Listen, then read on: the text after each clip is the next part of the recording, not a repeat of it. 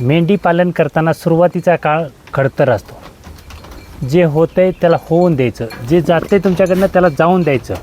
पण मात्र हिंमत अशी ठेवायची ना तुम्ही की जे गेलं आहे, जे झालं आहे ते परत मिळवता आलं पाहिजे. हे माझंच मी उदाहरण सांगतो आहे. मी जेव्हा जॉब सोडून इथं आलो होतो ना, तेव्हा हेच नारी सुवर्ण ज्याला तुम्हाला आज वेड लागलं आहे, ज्या नारी सुवर्णाचं वेड लागलं आहे ना, तेच नारी सुवर्ण मी आल्या 600 रुपये किलोनं कापून विकत होतो. इथेच आमच्या इथेच त्याला 600 रुपये किलोनं विकत होतो. पर्याय नव्हता. आणि व्यवसाय करायचा असेल तर जे काय कॅपिटल असतं आपलं, म्हणजे पैशाची कारणं कुठेच चालत नाहीत. सर्व नाटक करू, सगळं काय करू, पण ह्या कॅपिटल किंवा ह्याचा जो पैशाचं जे आहे त्याचं आपल्याला नाटक करता येत नाही आणि नाटक करूच शकत नाही. हे सर्वात मोठं वास्तव असतं. आणि तेव्हा मी हे नारी सुवर्ण म्हणून कटिंग करून विकलं होतं. आणि तेव्हा खूप लोकांनी सांगितलं, अरे हे असं ब्रीड येतच. अरे हो, ब्रीड हे सगळं हे मान्य आहे, पण जर काय मला कॅपिटल गोळा करायचा असेल किंवा पैसा जर जे असेल अडचणीच्या काळात, तर हे ब्रीड म्हणून मी गोंजरून शकत नाही ना. तर ह्याला ब्रीड म्हणून न करता माझ्यासमोर काय दिसतं आहे तर जिवंत मार्केट कटिंगचं आहे ना, मग ते कटिंग मार्केट मी केलं आणि अक्षरशः आज इथपर्यंत उभा आहे. 50 प्राण्यावरनं 7 प्राण्यांवरती आलेला मी माणूस आज परत 7 वारनं 25पर्यंत आलेलं आहे. परत मागच्या वर्षी तर होतेच माझ्याकडे, पण काही मित्रांना मदत केली, त्याच्यामध्ये परत कमी केले होते आणि आज 25 प्राण्यांपर्यंत कॅपिटल आलेलं आहे. मी विरकर सरांना भेटलो होतो. एवढा अभ्यास अफलातून अभ्यास, म्हणजे आपण त्यांच्यासमोर काहीच नाही. त्यांचे 500 प्राणी आहेत, 1500 प्राणी करण्याचं टार्गेट आहे. अफलातून नियोजन, अफलातून सगळी गोष्ट. नारी सुवर्ण पण आहे, ती लाल मेंढी पण आहे, माडग्याळ पण आहे. आणि त्यांचं विजन एकच आहे, कटिंग मार्केटचं. जर एवढे मोठे जर व्यक्ती आणि एवढे प्राणी सांभाळणारे जर कटिंग मार्केट करत असतील, मी कुठल्या कोपऱ्यामध्ये त्यांच्या आहे? कुठल्याच कोपऱ्यामध्ये मी राहू शकत नाही. एवढं मी सांगतो, माझं जेवढं शेड आहे ना, तेवढं त्यांचं साहित्य आहे. म्हणजे जे काय कडबाचं मशनी, जे काय तिथल्या मशनी वगैरे, त्याचं सगळ्याचं साहित्य आहे. आणि इथे जवळपास जेवढा परिसर आहे ना, तेवढं त्यांचं शेड आहे, म्हणजे पॉलीहाऊससारखं शेड आहे. तर असे जर व्यक्ती जर कटिंग मार्केटवर फोकस करत असतील, तर आपल्यासारख्यानी त्यांचा आदर्श घेतला पाहिजे. आणि अफलातून नियोजन, अफलातून अभ्यास. तर सुरुवातीचा काळ जो असतो तो खडतर काळ असतो. माझाही काळ खडतर आला, म्हणजे झालाच होता. आणि जर काय तेव्हा हे मी कटिंग मार्केटला किंवा कापून जर विकलं नसतं, तर आज मी तुमच्यासमोर हे असं भाषण किंवा बोलू शकलो नसतो किंवा ह्याबद्दल काही माहिती देऊ शकलो नसतो. त्याचं कारण तेच होतं, अडचणीच्या काळात तुम्हाला निर्णय पटकन घेता आला पाहिजे. अडचणीच्या काळात गोंधळून चालत नाही किंवा घाबरून चालत नाही. अडचण येणारच, अडचण येतीच, आणि अडचण आल्याशिवाय तुम्हालाही शिकता येत नाही. तसं अडचणीच्या काळामध्ये मला ही जेव्हा कळलं की माझ्याकडे कला होती, मला मटण कापता येतं किंवा हे प्राणी कापून विकता येतात, ही माझी कला होती. आणि ती कला मी माझी वापरली. आणि त्या काळामध्ये मी जे काय माझ्याकडचं प्राणी होतं त्यांना कापून इथं मटण विकलं. आणि त्याच्यानंतर स्टेप बाय स्टेप आज इथपर्यंत आलो. आज 25 प्राणी आहेत. पुढच्या वर्षापर्यंत, म्हणजे मेपर्यंत माझ्याकडे 50 प्राणी होतील टोटल. हे शिकायला तेव्हा भेटलं जेव्हा ह्यांना मी कटिंग केलं. जर ह्याला ब्रीडिंग म्हणून विकायचं असतं तर आज मी इथे राहिलोच नसतो, कुठल्याच कोपऱ्यात दिसलो नसतो आणि तुम्हाला माझे व्हिडिओ पण पाहायला भेटले नसते. कारण ब्रीडिंग म्हणून मी तोट्यामध्ये गेलो असतो. आणि आमच्यासारख्या खेड्यामध्ये, म्हणजे पैसे दिले एखाद्याला आणि म्हटलं ना आमच्याकडे ये, तरी येऊ शकत नाही. पण आज तेच मी, म्हणजे जे काय होता बदल केला आणि तेच पाहण्यासाठी लोक माझ्यापर्यंत येतात. तर काय होतं, आपण मुळात कन्सेप्ट बदलला पाहिजे. मेंढीपालन तेच आहे, सगळं तेच आहे, पण जे काय दृष्टिकोन आहे लोकांचा बघण्याचा तो बदलला पाहिजे. आता दानवले साहेब आमचे म्हटलं ना, तर एकदम ह्याच्यामधलं एक्सपर्ट व्यक्ती, पण त्यांना कसं आहे, काम करण्याची जास्त शक्ती आहे आणि त्यांचं काम करण्याचा शेतीचा अभ्यास अफलातून आहे. तसं माझं नाही आहे ना. माझं कसं आहे, माझं नॉर्मल, म्हणजे पहिल्यापासूनच मी कामचोर माणूस आहे. थोडंसंच काम करतो, पण असं करतो की त्याला जास्त टाईम चालेल अशा पद्धतीनं मी नियोजन करतो. आणि दानवले साहेबांचं कसं असतं की रोज शेतामध्ये नवीन करणार, पण मला तसं होत नाही आणि मला येत नाही, म्हणून मी करत नाही. तर प्रत्येकाने तसं काही करत जाऊ नका. तुम्ही काय करायचं आहे की थोडं काम करा, पण असं करा ना आपल्यातून की तुम्हाला असं बसून लोकांना मार्गदर्शन करता येईल, गप्पा हाणता येतील, सर्व काय सांगता येतील. पण सुरुवातीच्या काळात कुठल्याच सुरुवातीच्या काळात तुम्हाला अडचण येणार नाही असं आहेच नाही. 100%च येणारच. 100% म्हणजे मी सांगतो ना 100% अडचण येते. आणि त्या जर अडचणीच्या काळात तुम्ही घाबरलात तर 100% तुम्ही फेल होणार.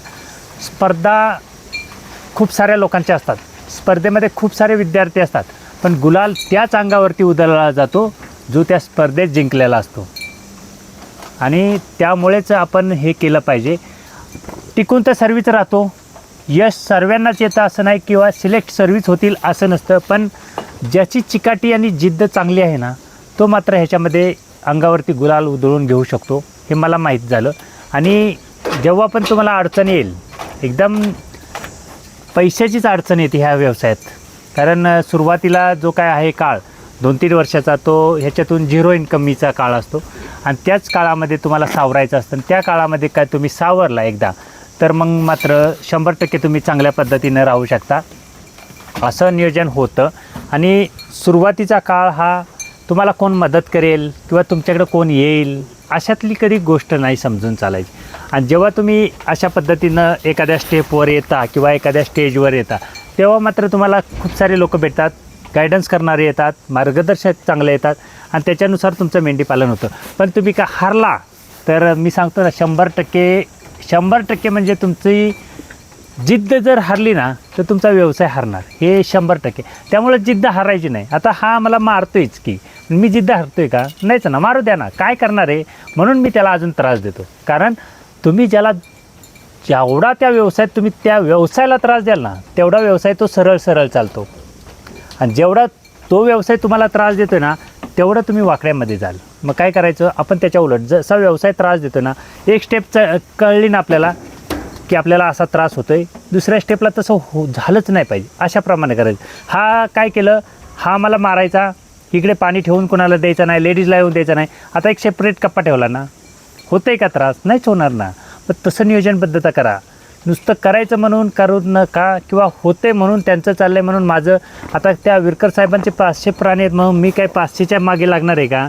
कारण माझी तेवढी कॅपॅसिटी नाही आहे ना, माझ्याकडे तेवढं चाऱ्याचं नियोजन नाही. कारण त्यांच्याकडनं 500 प्राण्यांचं शिकायचं म्हटलं तर मला 1 महिना त्यांच्याकडे शिकायला राहायला लागेल. आणि तसं पण मी त्यांना सांगितलं, मला जेव्हा शिकायचं असेल किंवा मला जी काय अडचण येईल तेव्हा मी तुमच्या तिथं येणारच. त्यांनी सांगितलं कधी पण या बिंदास. आणि त्यांनी एवढं पण सांगितलं, तुम्हाला जर चाऱ्याचा तोटा होतो आहे तुमच्याकडे तर तुम्ही आमच्याकडनं चारा घेऊन जा. एवढ्या परिस्थितीतली लोक भेटतात, पण हार नाही मानायची असते. म्हणून मी तुम्हाला सांगतो, मेंढीपालन चांगलं आहे, सगळं काय चांगलं आहे, फक्त हार मानणारा ह्याच्यामध्ये चालत नाही, बाकी सगळे लोक चालतात. आणि ब्रीड का करायचं नाही त्याचं एक मी सांगतो तुम्हाला आज. ब्रीड केलं की काय होतं, ब्रीड करणारी जी लोक असतात त्यांचं कसं असतं, दाखवण्याची पद्धत असते, दाखवण्याची कला असते. मग त्यांच्यातच आपसमध्ये भांडण लागतं. नाही माझं ब्रीड चांगलं आहे, तो म्हणणार नाही माझंच चांगलं आहे. पण इथं कसं आहे, कटिंग मार्केटला तुझं माझं काही चांगलंच नाही, त्याचं वजन किती आहे ना ते सर्वात चांगलं आहे. म्हणून मला ते तेव्हा कळलं की ह्याचं मटण जेवढं पडेल किंवा ह्याचं जेवढं वजन बसेल तेवढं हे चांगलं आहे. बाकीचं तुमचं ब्रीड वगैरे तसलं काय नाही. म्हणून तुम्ही नारीसुवर्ण वगैरे तसलं काय करत बसू नका. तर कटिंगला त्याचा वजन किती पडेल ते बघा, मग त्याला कसं सांभाळता येईल, त्याला काय नियोजन करता येतील, ह्या सगळ्या गोष्टींचा बारीक अभ्यास करा. माझ्याप्रमाणे अभ्यास करू नका. तुमच्या भागामध्ये काय येतं आहे त्याचा अभ्यास करा. तुती येत असेल चांगलं आहे, शेवगा असेल उत्तम आहे, असं काय असेल म्हणजे वन टाईममध्ये लावलं की कायमचं जर होत असेल तर अशा काही गोष्टी करा. मी सांगतोय म्हणून मेगास्वीट लावू नका, मी सांगतोय म्हणून तुम्ही ज्वारीवर्गीय करत बसा, असलं काय नाही. पण तुमच्या भागात जर काय वन टाईम एकदा लावलं, समजा तुती लावली एकदा, तर 10-12 वर्ष काय होत नाही. पण तसं जर काय करत असाल तर 100% तसं नियोजन करा. आणि त्यातनं तुम्ही रिलॅक्स राहायचं. हे आपल्याला काय शिकवतं आहे, ह्याचं नवीन अपडेट करायला आपण म्हणजे नवीन व्हर्जन शिकायचं, तेच करत बसायचं नाही. आता हा मला पहिला खूप मारत होता आणि आजही मारतो. आणि त्याच्यासाठी आम्ही सेपरेट हे जे केज केलेलं आहे ते सेपरेट केलेलं आहे. कारण त्याची जी कॅपॅसिटी किंवा त्याचा जो ॲग्रेसिव्हपणा आहे तो हा आम्हाला त्रास द्यायचा. आणि मग मी जर घरी नसेल तर हा काय करायचा, कोणाला ह्या कंपार्टमेंटमध्ये येऊन द्यायचा नाही. आणि हा मोकळा असल्यामुळे काही गोष्टी चुकीच्या पण झाल्या, आपल्याला माहीत पण नव्हतं. आणि आज त्याचंच मी कंट्रोल केलेलं आहे. आणि तो अशा पद्धतीनं माझ्याबरोबर खेळत असतो.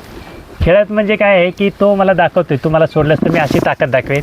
पण मी त्याला काय आहे कंट्रोल करून ठेवला आहे. तसं कंट्रोल व्यवसायामध्ये तुमच्या हातात असला पाहिजे की तुम्हाला काय पुढं करायचं. तसं जर नियोजन करत गेला ना, अजिबात हे काय अवघड नाही आहे. किती काय असू द्या, काही अवघड नाही. फक्त एक चूक झाली ना आता, पुन्हा ती होऊच नाही ह्याचं नियोजन करायचं. नाही तर ह्यावेळी पण तीच झाली, पुन्हा पण तीच नियोजन चुकत असेल तर ते तुमचं मेंढीपालन फेलच जाणार. कारण पहिल्यांदा जेव्हा ह्यानं माद्या क्रॉस केल्या त्या 6-6 महिन्याच्या येतात, पुन्हा जर त्यानं तसंच केलं असतं तर ह्या माद्या लहान होतीला. म्हणून ह्याचं मी नियोजन पक्कं केलं. का तर ह्यानं तसं करू नये. आता पुन्हा आपलं जे शेड एक्सटेन्शन करायचं आहे त्याच्यामध्ये का करायचे, तर जेवढं पण बारके नर आहेत, हे जे सर्व जे नर आहेत त्रास देतात ना, त्यांना त्या कप्प्यामध्ये ठेवायचं. म्हणजे एक बाय असं स्टेप बाय स्टेप नियोजन करत गेलं तर 100% हे मेंढीपालन कधीच तोट्यात नाही. आणि काल त्या सरांनी, विरकर सरांनी सांगितलं आहे, एक्सपोर्ट वगैरे लई लांबच्या गोष्टी येतात.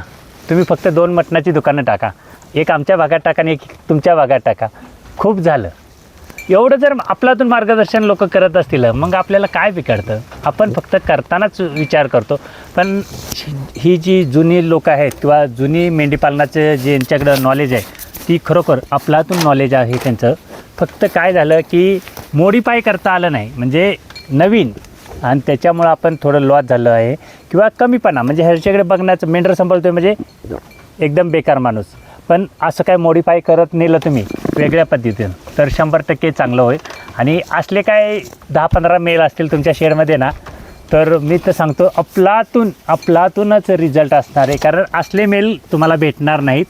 आणि असले मेल, माझी तर इच्छा आहे, माद्या कमी राहू द्या पण असले मेल 20-25 ठेवायचे आहेत. जे आत्ता मला त्रास देतात किंवा जे माझ्याबरोबर खोड्या करतात ना, असले मला 20-25 मेल ठेवायचे. कारण ओरिजिनल कोण ठेवत नाही.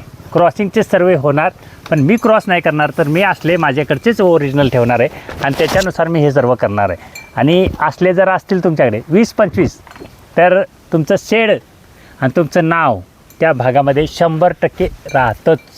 फक्त तुम्ही ब्रीडिंग फोकस सोडून द्यायचा आणि मार्केटचा जो काय फोकस आहे ना, त्याच्यावरती लक्ष द्या.